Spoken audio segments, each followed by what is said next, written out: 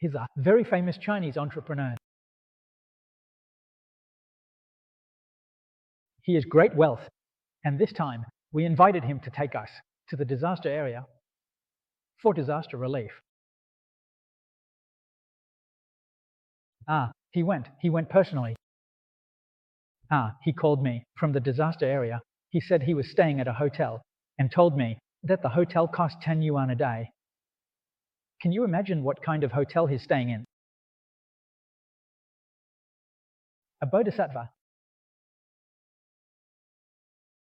Truly blessed, yet he doesn't indulge. He dedicates his blessings to all living beings, to all those who are suffering. His lifestyle is exactly the same as those who are impoverished. This is true bodhisattva. Truly admirable and respectable.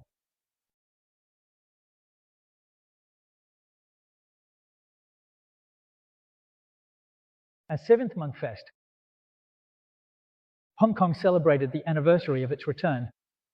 I participated. I gave lectures on the scriptures there for 6 days. He took some time to come to Hong Kong to see me, and we booked a standard hotel room for him. When he saw how we arranged his stay, he said it wasn't right. It was too wasteful, and that any place with a simple mat on the floor would do. He was speaking the truth.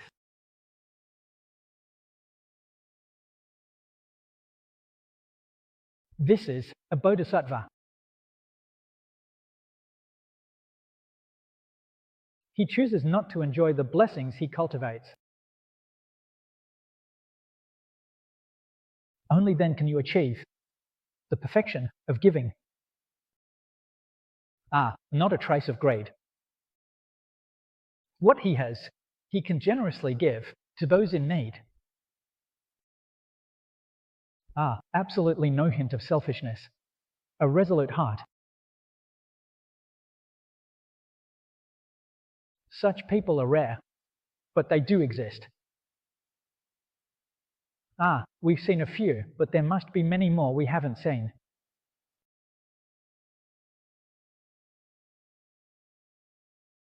Mainland China is vast, with a large population, truly a place of hidden talents.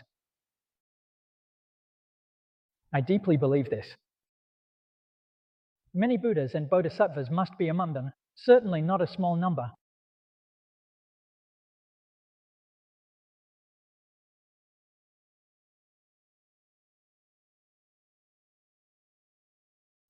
This country has a bright future ahead.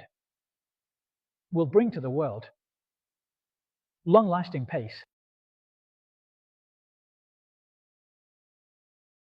Why do we say this? Because there are many Buddhas and Bodhisattvas.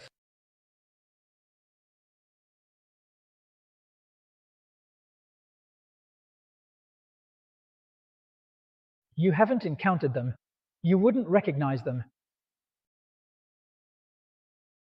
If they are sitting right next to you, you'd miss them. Not much can be done. The true purpose of this story is to eliminate one's own selfishness.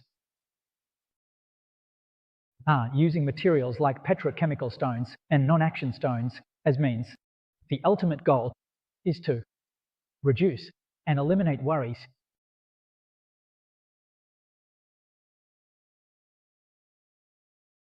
The second project is observing precepts. Here, the meaning of observing precepts is broad, not narrow.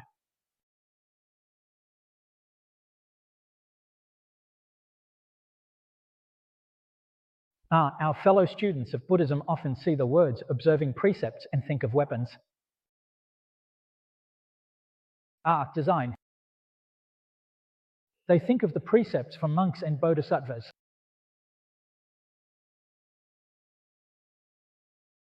This idea, the scope is too narrow. Here, this precept is the teaching realm of all Buddhas and Tathagatas. In other words, sutras, treatises. Every word and sentence is the teaching of the Buddhas and Bodhisattvas. We must understand. We need to achieve it.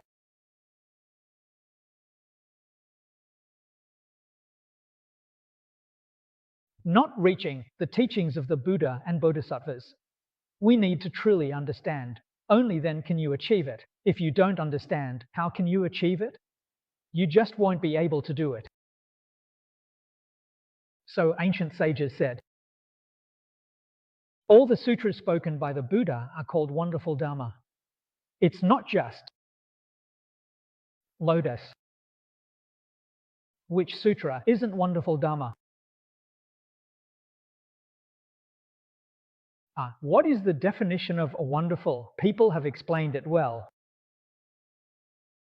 All the sutras established by the Buddha, the eastern region, is complete, called the country of Lixing. This is what's truly wonderful.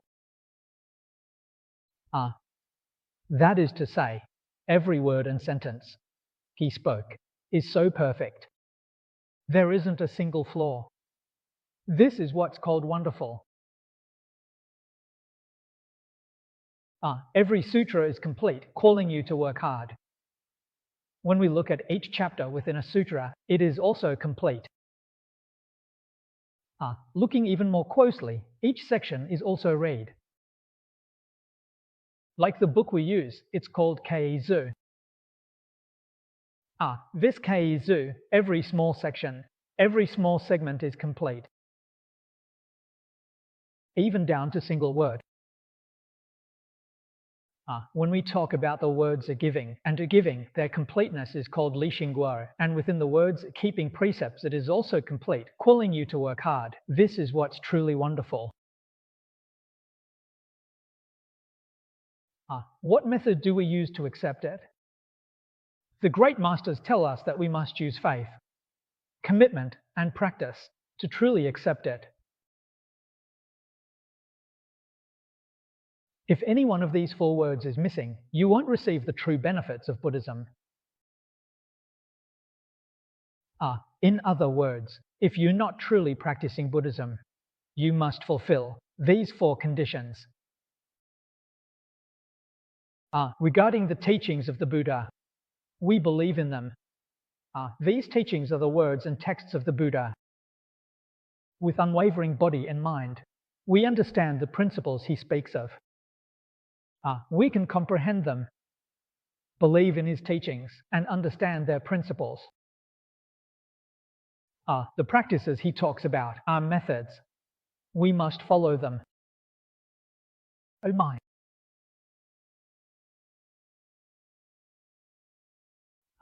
Ultimately, we must cherish the results he speaks of. The results are the sacred merits and benefits which we truly receive.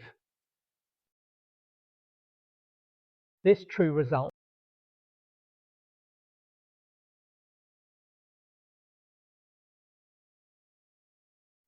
as I just mentioned, we look at the students in the lay Buddhist society. Everyone is filled with joy.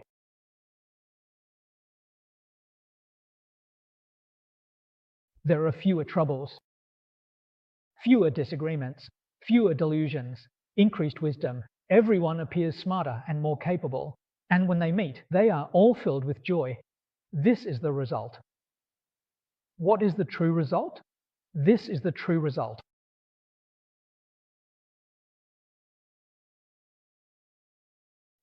Countries have different sizes and histories. We may earn less. Now earn money, but we are earning.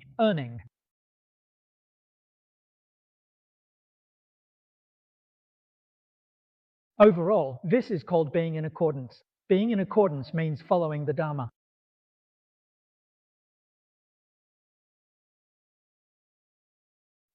Only then do we truly experience the joy of the Dharma.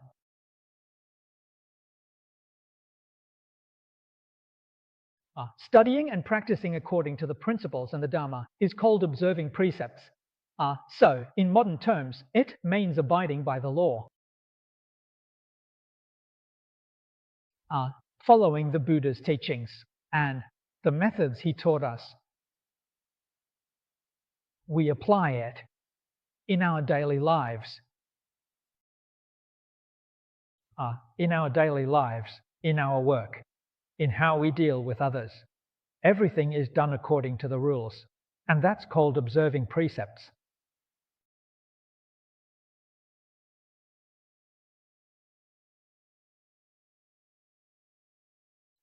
Every word and sentence here is filled with profound wisdom. Why is that? Because the changes in people, events, and things are big. The teachings must be adaptable. It's just like the teachings of Buddhism. One must understand how to be flexible and adaptable.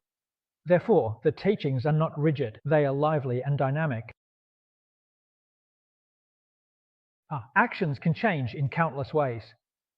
The principles remain unchanged. What are these principles? Helping others and fulfilling one's own intentions is the principle.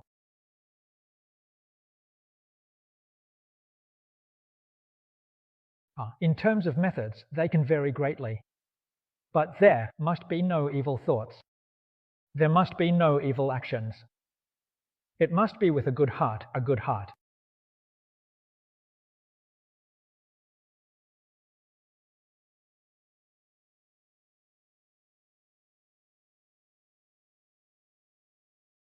We see this in the biographies of eminent monks, in the sacred texts. There are many of these patriarchs and great virtuous ones. Their actions are beyond our understanding. But if you truly understand Buddhism, if you truly recognize Buddhism, you won't doubt them and will respect them greatly.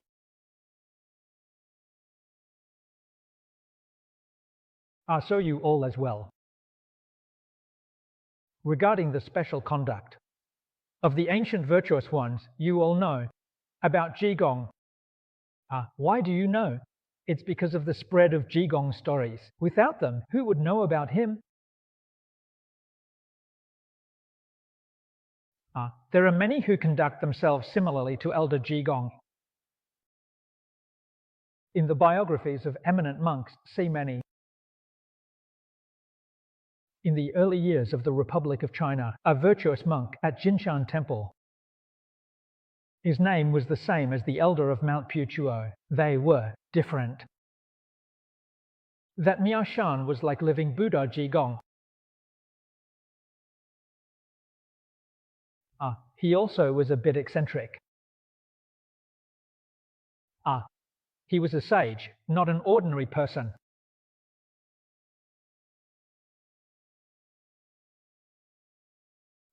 Their behavior was intentional.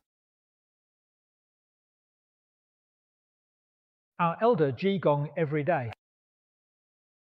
Drink wine, eat meat. We see him breaking the precepts, and generally people see him breaking the precepts and expel him from the temple, not wanting him. He was a manifestation of a bodhisattva. His actions had a deeper intention to guide a certain type of sentient beings. So the manifestations of Buddhas and Bodhisattvas are different. Their practices are different. We see this in the 53 Zen stories.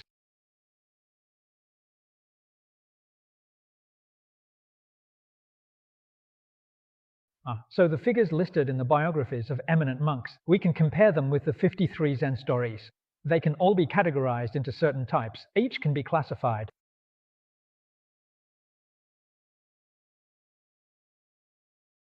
Then we understand this is called the great power manifestation. Attaining enlightenment, attaining the Dharma. We people can't see it with our naked eyes. Yet we criticize them and ruin ourselves by creating this karma without realizing it.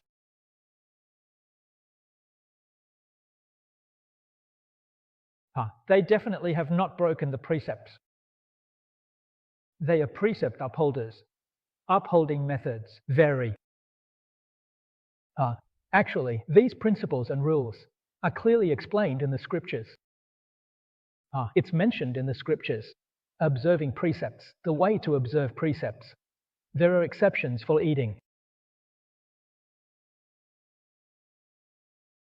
How would we know? Every rule has exceptions. Deciding to make exceptions is possible when it benefits all beings.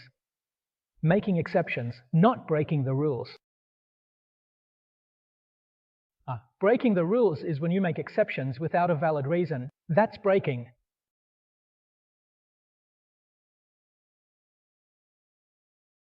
It's for the benefit of all beings. It's to inspire some beings and to awaken all beings. It has a special method.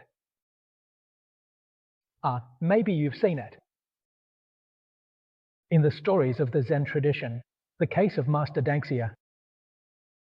Dangxia cutting the cat. Is it breaking the precept of not killing?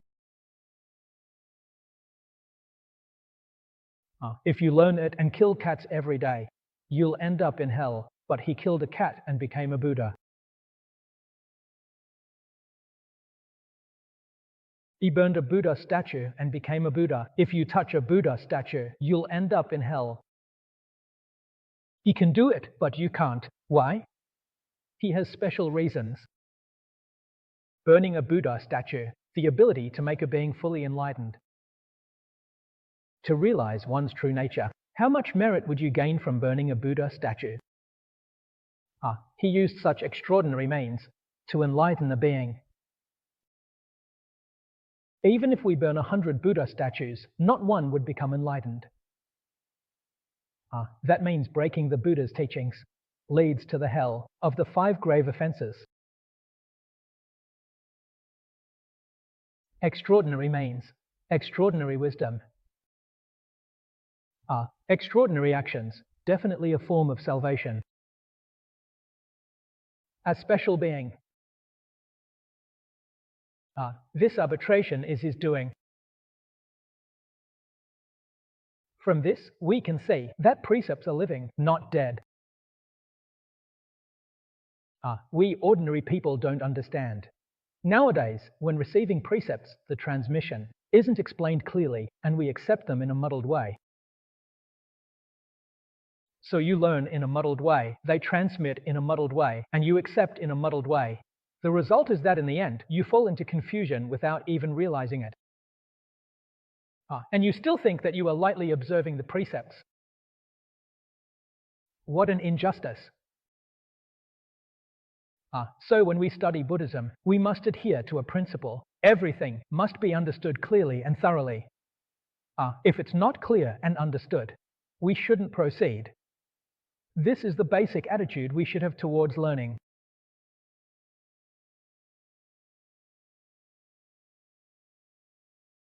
I've mentioned this to all of you before about my study of Buddhism. In the first 3 years of my Buddhist study, I never bowed to a Buddha statue. I walked 3 kilometers with a special hat. I used this method. My teacher didn't blame me. Master Janjia was so kind and protective towards me. I never knelt down to bow to him. I would perform a 3-bow salute instead. They sometimes thought we were not being disrespectful. Why couldn't I kneel down to bow to him? I didn't understand why I should kneel and bow. You need to explain this reasoning to me clearly. I couldn't understand why I had to do it, so I couldn't do it. So after I understood it clearly, I started bowing to Buddha 8 times, every day. I did this for half a year, bowing hundreds of thousands of times. I finally understood it clearly. I realized that this is a method of practice. This method can focus the mind.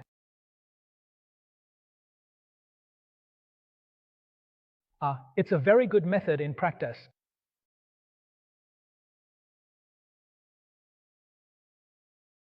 It's not just about talking about respect for the sake of respect. When we perform the 3 bows, we do so with sincerity and respect. There's no difference. Isn't this done quite properly?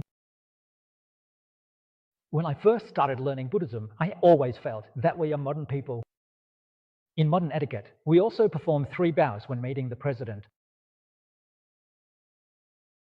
So, when we meet the Buddha, it's the same. And it's the same when we see a strand of hair. That's how modern people are. We're not ancient people. In the Qing dynasty, people would perform 3 kneels and 9 kowtows when meeting the emperor. And at that time, people would do the same when meeting a monk. I agree with that.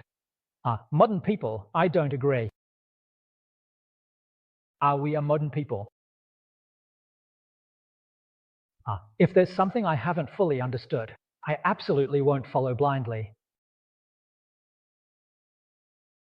So when my teacher was instructing me, they would shout because I reason things out. I don't follow blindly. If the etiquette isn't clear and I'm told to do something, I can't do it. So when I see young people nowadays, university students, kneeling and bowing when they see a Buddha statue or a monk, I'm very impressed. Why? Because they are more capable than I am. I couldn't do it. It took me 3 years to finally do it. When you learn Buddhism, you're told to eat vegetarian food. Why eat vegetarian? I also had to understand the reasoning clearly before I could truly commit to it.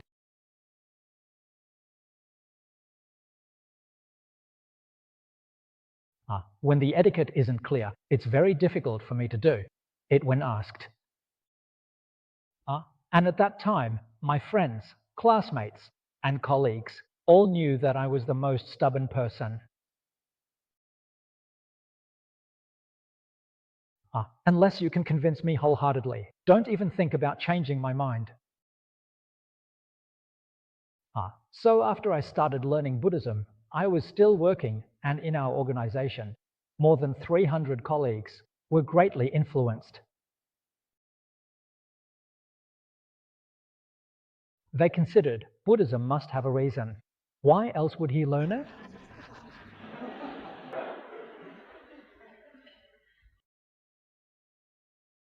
Because there were many people in our group who were Christians.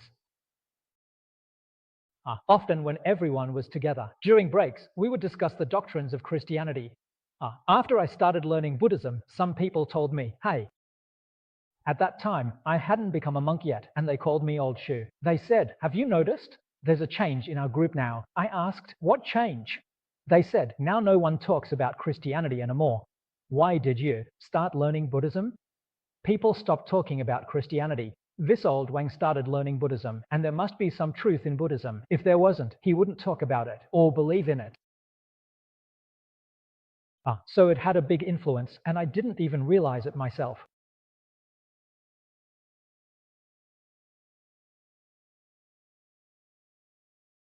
Our observing the precepts means everything is done according to the Dharma. The Dharma master is spiritual and flexible, not like the traditional way. This is something you must understand. So borrowing dawn of Dharma has slight reliance on Dharma. This is Buddha's teaching, includes the cultivation of good deeds. This includes the teachings of the Buddha and the teachings of sages and saints. And there's also the aspect of benefiting all sentient beings, which is a broader scope, as long as it truly benefits sentient beings. Whether the Buddha mentioned it or not, we should do it. So observing precepts includes all worldly laws and regulations, customs and habits. Moral concepts are also included, and we must adhere to them, especially for someone who is promoting Buddhism. Whether you are a monk or a layperson, when you go to a region to give teachings, you must understand the customs, habits, and moral concepts of that area. When you go, you must abide by the law. It is the local laws. Then the locals will welcome you. Then they may accept you. As we Chinese often say, when in Rome, do as the Romans do.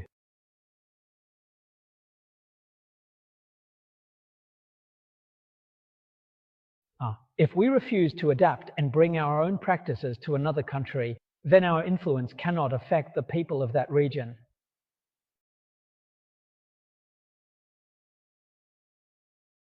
So when spreading the teachings for the benefit of others, we must remember the importance of localization and modernization. Then can you achieve results and help all beings. I often say, a place of practice. Building a Chinese palace-style place of practice in a foreign country is a mistake. Is imposing Chinese culture on the local people. How can the locals accept it? As soon as they see it's foreign culture, they'll just look from the outside and leave. They won't come in. So many of our monks, when they go abroad, they build Chinese palace designs, bringing over the old Chinese ways, forcing foreigners to act like ancient Chinese people. How can you expect them to willingly accept it? How can they come in?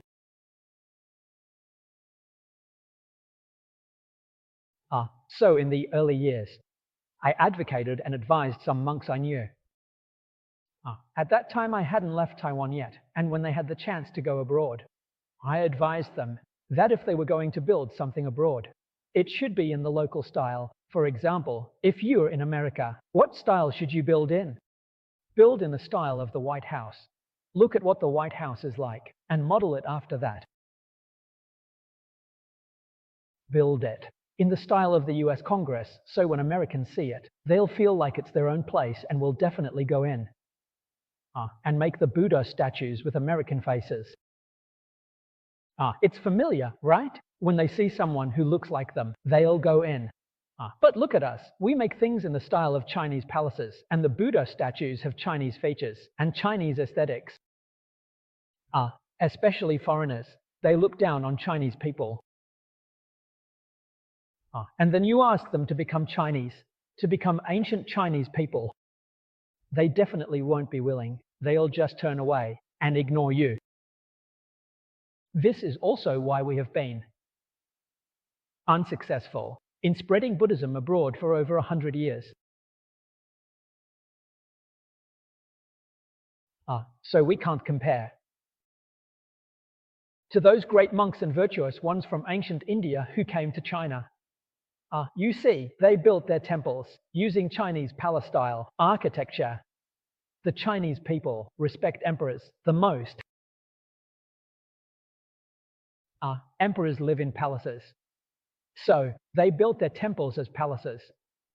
They localized it. These great monks from India came to China, took off their clothes and wore Chinese robes. They became just like the Chinese, and we welcomed them. If they dressed in Indian attire and built Indian-style buildings, we wouldn't have accepted them, nor would we have entered their doors. They wouldn't have been able to convert the Chinese. Think about it. When Buddhism first came to China 2,000 years ago, those great monks and virtuous ones understood localization and modernization. That's why it had such a significant impact. We overlooked this aspect. All of this is included in observing the precepts.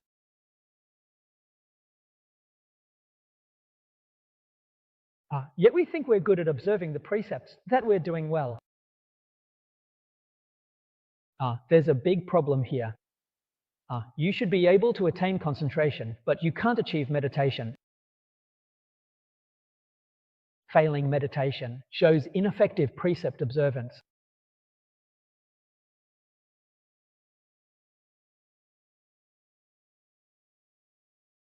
So this is a general discussion about observing the precepts. How can keeping precepts be called salvation? It is called paramita. Observing the precepts overcomes malice.